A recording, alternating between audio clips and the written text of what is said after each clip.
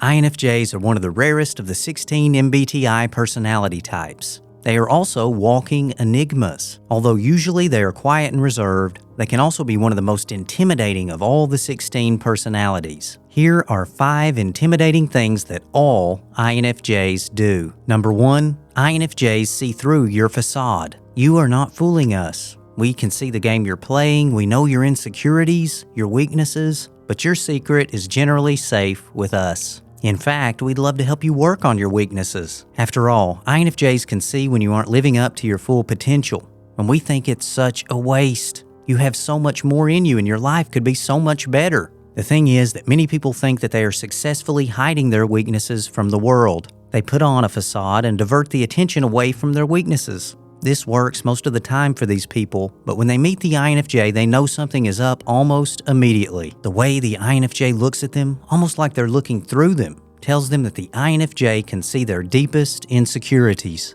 And this makes people feel uncomfortable. No, scratch that. This makes people feel intimidated. Number 2, INFJs are ready for change, even if it means destroying your tradition. INFJs don't care too much for tradition. Tradition is just traditional. I mean, can't we improve on this stuff? INFJs see no reason to stick with the way things have always been done, and they're game to throw it all out the window if it will help the group or the world progress. The thing is, approximately 40 to 45% of the population is made up of personality types called guardians. These guardians' primary motive is to keep order and to fulfill their duties, and they love tradition. To them, tradition means order. That means alarm bells start ringing when one of these types meets the INFJ. These guardians see the INFJ as a serious threat to their tradition, which they consider to be their security. The guardians then become super scared that the INFJ might get others to come over to their side, the side of change. And you guessed it, this makes the INFJ very intimidating to these types. Comment below if you've had the experience of making a simple suggestion of change and having someone completely overreact. Number 3, INFJs are mysterious and unpredictable. INFJs are often quiet and reserved, yet they can be very outgoing when it comes to topics they enjoy. To non-INFJs, those things appear to be opposites, and people just can't figure that out. So the person trying to figure out the INFJ will likely first subconsciously recognize them as shy. Then, after the INFJ opens up a bit, they may categorize them as outgoing. How mysterious. Honestly, people just can't figure us out. And many people find what they don't know and what they don't fully understand to be intimidating. What they can't grasp is that even when we are with people, we are in a very real sense alone. It's so rare for an INFJ to make a deep, meaningful connection with someone that most of the time they feel alone, even in a crowd.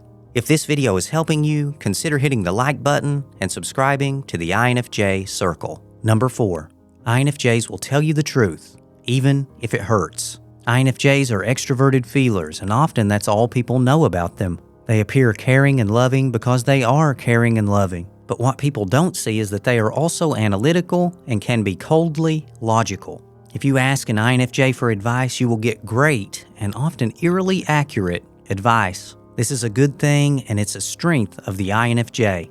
However, if you cross the line with the INFJ, you'll likely get much more than you bargained for. If abused to the breaking point, an INFJ's warm exterior will burn away, leaving a cold, detached inner critic. INFJs will turn all of that helpful advice upside down and use it to deliver harsh truths that can be cutting and even sarcastic to the other person. INFJs can also be scarily accurate at predicting a person's future failures. And they can tell that person how they believe they will fail in the future in a very detached and logical way. If you're an INFJ, you know exactly what I mean. This kind of power and the use of such overwhelming knowledge can be very intimidating to other people. Number 5, INFJs can predict the future.